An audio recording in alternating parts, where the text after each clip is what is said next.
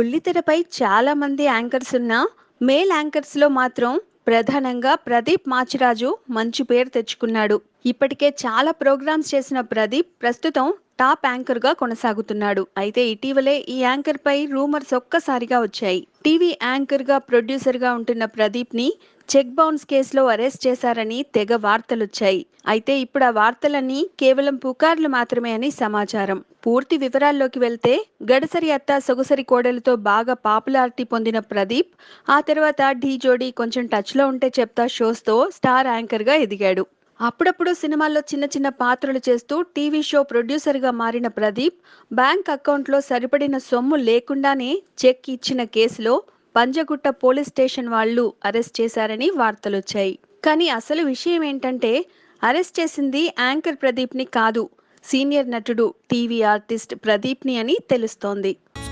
Please subscribe. Hi, it's me Purna. Please subscribe.